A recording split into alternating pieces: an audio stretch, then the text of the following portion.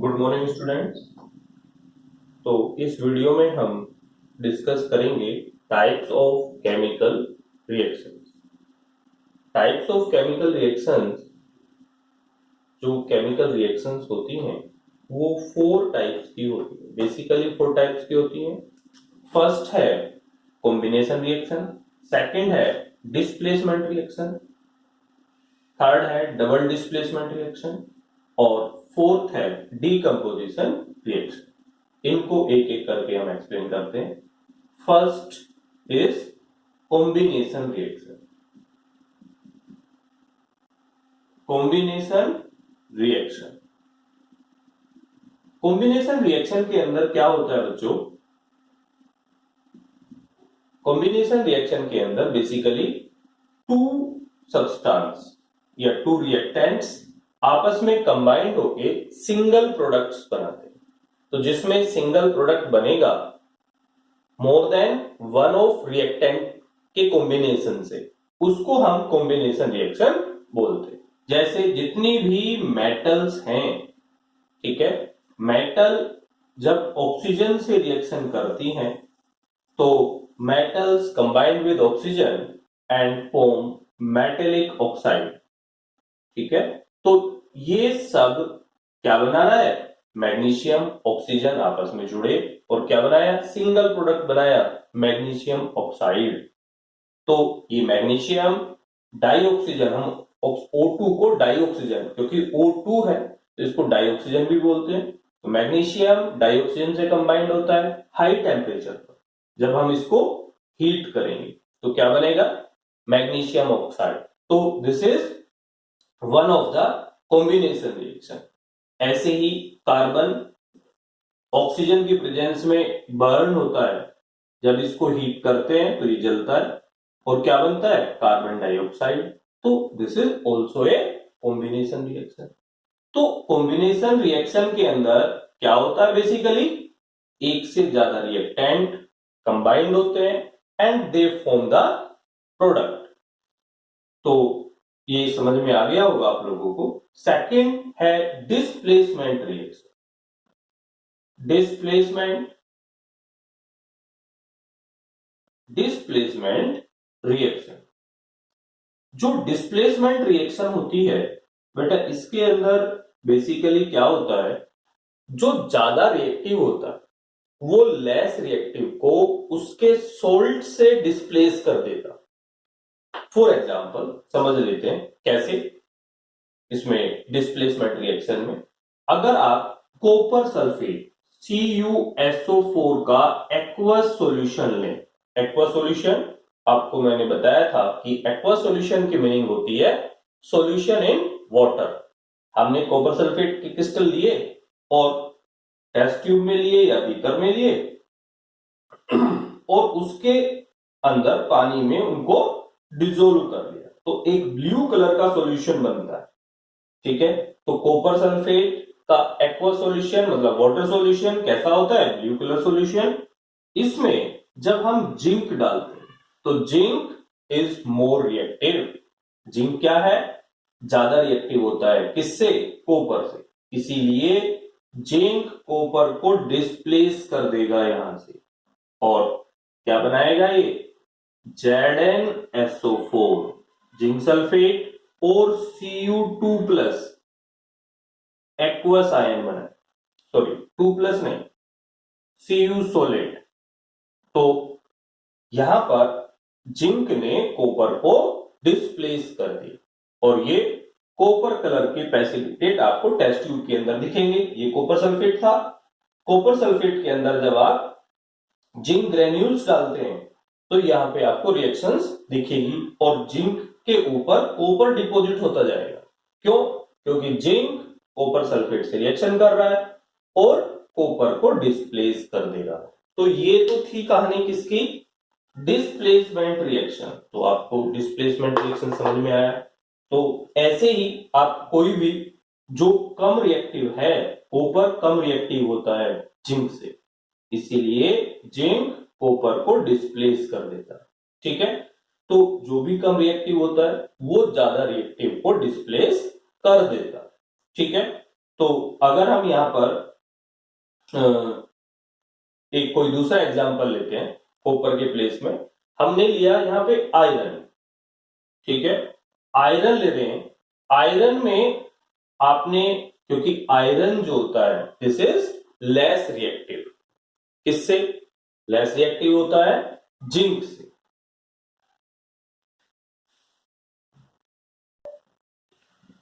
तो आयरन कम रिएक्टिव होता है, किससे? जिंक से। तो आयरन सल्फेट FeSO4 का एक्वा सॉल्यूशन में अगर हम जिंक को इंट्रोड्यूस करें तो जिंक आयरन को भी डिस्प्लेस कर देगा और क्या बनाएगा? ZnSO4 प्लस आयरन, ठीक है। तो इस तरीके से ये ग्रीन कलर का, लाइट ग्रीन कलर का सॉल्यूशन होता है और जिंक सल्फेट कलरलेस होता है। तो कुछ टाइम के बाद हम देखेंगे कि ये लाइट ग्रीन कलर डिसअपियर हो गया। क्यों? क्योंकि सॉल्यूशन के अंदर आयरन सल्फेट नहीं रहा, जिंक सल्फेट बन गया। और जिंक सल्फेट कैसा होता है? कलरलेस होता है। तो इस तरीके से कोई भी ज्यादा reactive metal less reactive metal को डिस्प्लेस कर देता है, ठीक है। तो ये तो थी बात। अगर हम कॉपर सल्फेट के अंदर ही, कॉपर सल्फेट CuSO4 के एक्वा सॉल्यूशन में आयरन डालें, आयरन नेल्स, ठीक है, जो आयरन नेल्स हैं, कील जो हम कारपेंटर यूज करता है वो डाल दें, तो हम देखेंगे क्योंकि आयरन ज्यादा रिएक्टिव है कॉपर से, तो ये आयरन कॉपर को डिस्प्लेस कर देगा और क्या बनाएगा? FeSO4 प्लस FeSO4 एक्वस बनेगा, सॉल्यूशन बनता है, और प्लस कॉपर सॉलिड बनेगा और ये ग्रीन कलर का सॉल्यूशन हो जाए, ठीक है। कॉपर सल्फेट कैसा होता है? Blue colour. और आयरन सल्फेट का कलर कैसा होता है? Green colour solution. तो blue colour solution convert into green colour solution. तो ये तो थी कौन सी रिएक्शन? ये थी डिस्प्लेसमेंट रिएक्शन। अब सेकंड टाइप की रिएक्शंस की बारी आती है, वो कौन सी है? डबल डिस्प्लेसमेंट रिएक्शन, जिसमें दोनों, अभी तक हमने देखा कि कैटायन ही डिस्प्लेस हुए थे। अब तीसरे टाइप की रिएक्शन को बोलते हैं डबल डिस्प्लेसमेंट। डबल डिस्प्लेसमेंट,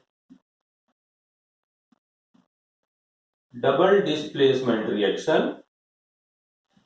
और डबल डिस्प्लेसमेंट रिएक्शन के अंदर क्या होगा? कैटायन और anion both are exchanged. For example, example से समझते हैं।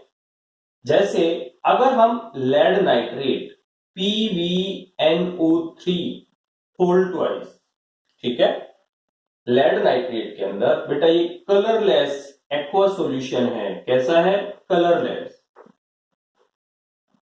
कलरलेस एक्वा सॉल्यूशन, ठीक है। जब आप इसके अंदर Ki पोटेशियम आयोडाइड का एक्वा सॉल्यूशन मिलाते हैं, ये भी कलरलेस है, कलरलेस होता है, मतलब इसमें भी कोई कलर नहीं होता। लेकिन जब दोनों को मिलाते हो तो क्या बनता है? PbI2, ये 2 मोल लेते हैं, PbI2 प्लस KNO3, तो इसके आपको 2 लेने पड़ेंगे, 2Ki, तो 2KNO3 बनेगा।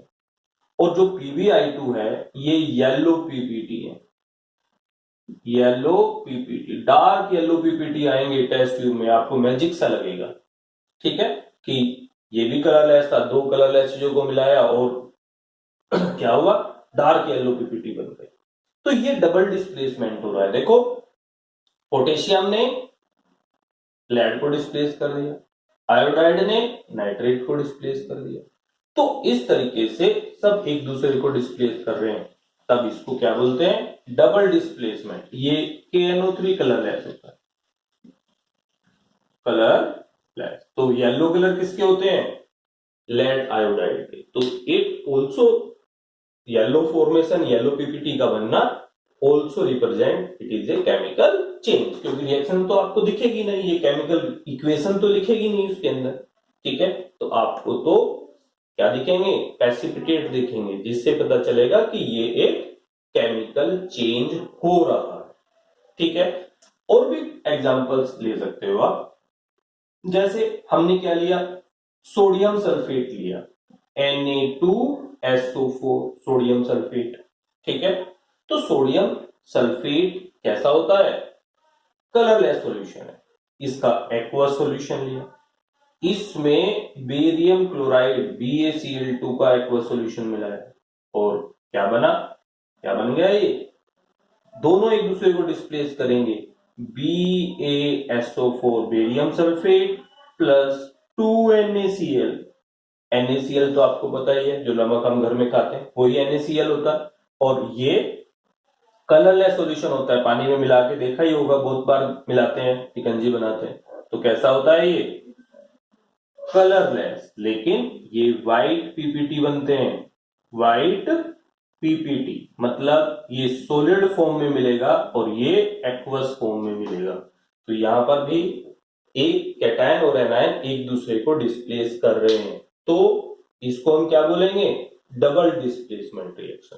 ठीक है, तो ये तो थी बात डबल डिस्प्लेसमेंट रिएक्शन। और चौथे टाइप की रिएक्शन कौन सी होती है, डीकंपोजिशन रिएक्शन। एक्चुअल में डीकंपोजिशन रिएक्शन कॉम्बिनेशन रिएक्शन की अपोजिट रिएक्शन हम बोल सकते हैं।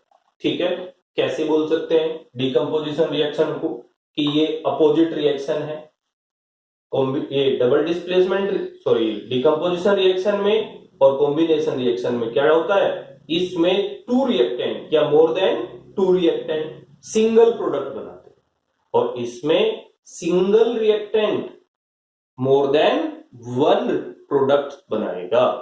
तो जब कोई एक प्रोडक्ट, एक रिएक्टेंट, प्रोडक्ट नहीं बोलेंगे, कोई एक सब्सटेंस, ठीक है, टूट के डिकम्पोज होना मतलब ब्रेक होके एक से ज्यादा प्रोडक्ट बनाता है, तब उसको हम डीकंपोजिशन रिएक्शन बोलते हैं। तो ये फोर्थ रिएक्शन हम बता रहे हैं, डीकंपोजिशन रिएक्शन। तो डीकंपोजिशन रिएक्शन में क्या बताया, single reactant give more than one product. ठीक है, तो अब ये डिफरेंट टाइप की होती है, डीकंपोजिशन रिएक्शन अलग अलग टाइप की होती है। तो जिसमें फर्स्ट टाइप, ये फोर्थ रिएक्शन हम कर रहे हैं, जिसमें फर्स्ट टाइप क्या बता रहे हैं, क्योंकि डीकंपोजिशन रिएक्शन अलग अलग टाइप की, डिकम्पोज हो रहा है तो किस लिए हो रहा है, तो सबसे पहला है या किस प्रकार से हो रहा है, तो पहला है thermal decomposition reaction. Thermal decomposition reaction, thermal decomposition में क्या होता है, थर्मल मतलब टेम्परेचर, डिकम्पोजिशन टूटना। तो जब कोई रिएक्टेंट टेम्परेचर से ब्रेक होके एक से ज्यादा प्रोडक्ट बनाता है, then this is called thermal decomposition reaction. जैसे कैल्शियम कार्बोनेट है, कैल्शियम कार्बोनेट, आपने इसको क्या किया, हीट किया, और हीट करने से क्या बनाया इसने, CaO plus CO2 carbon dioxide.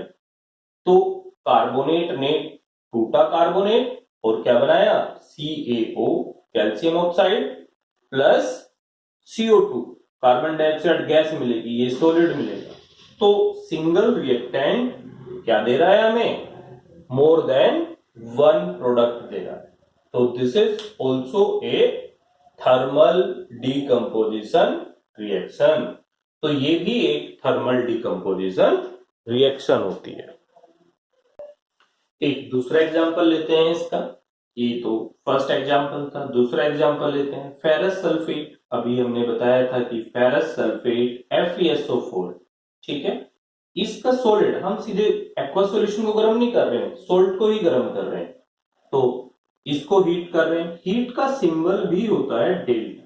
ठीक है, अगर हम हीट लिखें ठीक है, वेल एंड गुड, नहीं तो डेल्टा से भी काम चला सकते हैं। तो FeSO4 सॉलिड को हीट कर रहे हैं, ड्राई हीट कर रहे हैं, तो क्या बनेगा, एक तो बनेगा ऑक्साइड, कौन सा बनेगा, Fe2O3। ठीक है, तो इसके दो मोल लेने पड़ेंगे, बैलेंस इक्वेशन लिखनी है, Fe2O3 साथ में sulphur dioxide plus sulphur trioxide, ठीक है।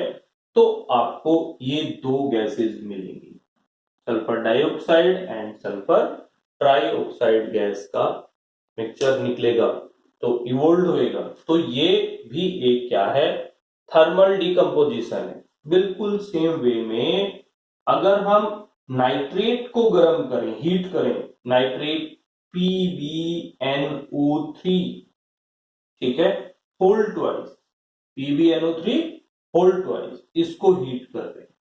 तो जब आप इसको हीट करते हो तो ब्राउन कलर की गैस निकलती है, ठीक है।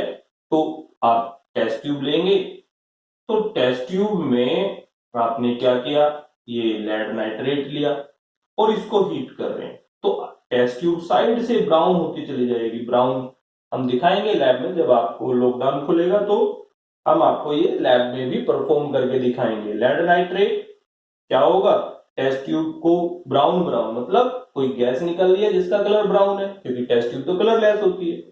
तो क्या बनेगा, ये PbO प्लस 2NO2, ठीक है।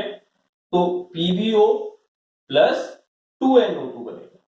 तो इस तरीके से ये NO2 गैस जो होती है ये ब्राउन कलर की गैस होती है। तो this is brown in colour, तो गैस जो है वो ब्राउन कलर की होगी, ठीक है।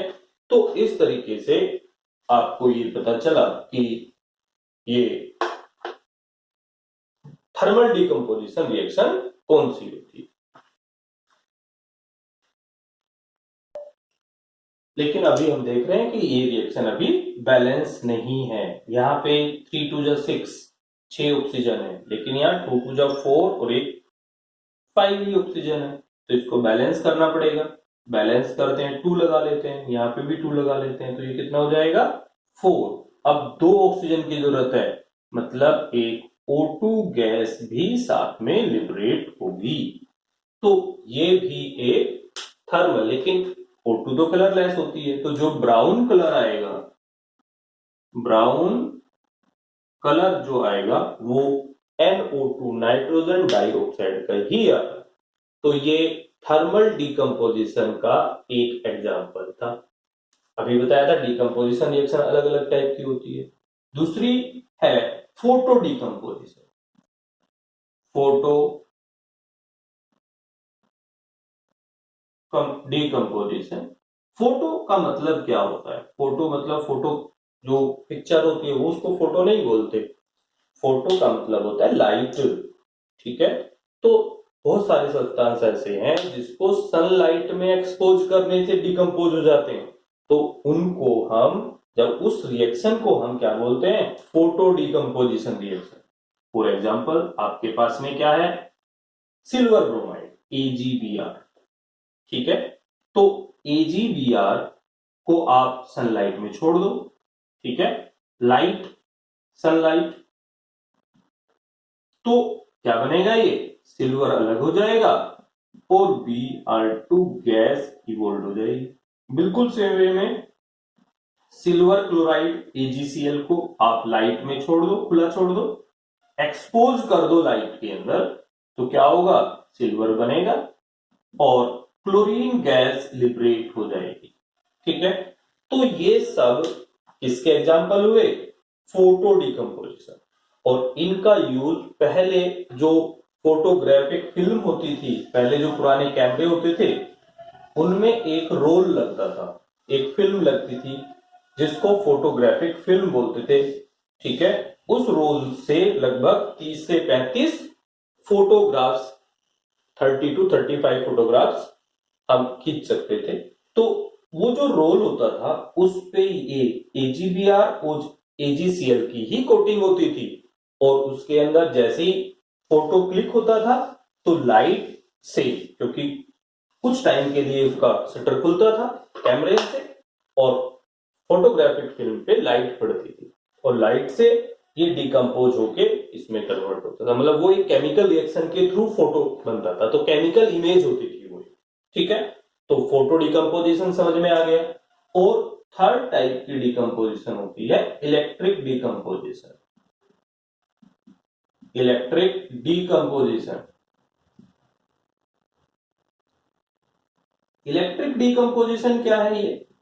इलेक्ट्रिक डिकम्पोजिशन मतलब जब डिकम्पोजिशन रिएक्शन किसके थ्रू होती है? लाइट के थ्रू होती है। When the decomposition reaction takes place with the help of light, उसको हम इलेक्ट्रिक डिकम्पोजिशन बोलते हैं। और इलेक्ट्रिक डिकम्पोजिशन के लिए एक टर्म्स और यूज करते हैं, इलेक्ट्रोलाइसिस। इलेक्ट्रोलाइसिस, तो इलेक्ट्रोलाइसिस बोल, ठीक है। तो ये इलेक्ट्रोलाइसिस है। जैसे अगर हम वाटर की बात करें, H2O, electrolysis of water, electrolysis of water. तो वाटर इलेक्ट्रोलाइज होगा, आप H2O के अंदर इलेक्ट्रिसिटी पास करेंगे, ठीक है। इलेक्ट्रिसिटी पास कर रहे हैं आप H2O के अंदर, तो क्या बनेगा? इलेक्ट्रिक करंट पास करेंगे तो हाइड्रोजन गैस और ऑक्सीजन गैस में टूट जाए, ठीक है। तो that is the electrolysis of water. देखो, single reactant more than one product में टूट गया, लेकिन किसकी हेल्प से टूटा? इलेक्ट्रिसिटी की हेल्प से। इसीलिए इसको क्या बोलेंगे? Electric decomposition. देखो, इसके लिए आप एक एक्सपेरिमेंट भी कर सकते हैं। मेरे ख्याल से आपने बहुत पहले भी पढ़ा होगा, 7th 8th क्लास में आपने ये यहां पे दो इलेक्ट्रोड लिए, कार्बन इलेक्ट्रोड, ठीक है, ग्रेफाइट रोड ली आपने, ठीक है। यहां पे एक टेस्ट ट्यूब लगाई ऐसे, यहां पे ये दूसरी टेस्ट ट्यूब लगाई, कवर कर दिया, और इसके अंदर आपने वाटर लिया, पानी, और पानी में थोड़ा सा एसिड मिलाएंगे, क्योंकि वाटर इंसुलेटर होता है, इलेक्ट्रिसिटी को कंडक्ट नहीं करता। और ये यहां पे H2O प्लस फ्यू ड्रॉप, ठीक है, फ्यू ड्रॉप्स ऑफ H2SO4 लिया, और ये जो ग्रेफाइट रोड है इसमें आपने बैटरी लगाई, ठीक है। तो बैटरी, आपने ये बैटरी लगाई, इसमें एक पॉजिटिव है एक नेगेटिव। तो जो पॉजिटिव है उसको हम एनोड बोलते हैं, और जो नेगेटिव है उसको क्या बोलते हैं? कैथोड।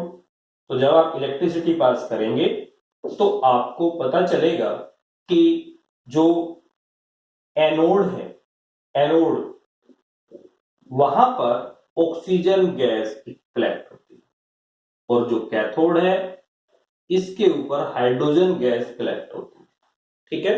तो it is a thermal decomposition. तो क्योंकि वाटर टूट के क्या बना रहा है? हाइड्रोजन और ऑक्सीजन अपने कंपोनेंट में टूट रहा है। तो ये एक ये इलेक्ट्रिक डिकम्पोजिशन रिएक्शन होती है, ठीक है। तो सबको समझ आ गया होगा बहुत अच्छी तरीके से कि टाइप्स ऑफ रिएक्शन कितने टाइप की होती है।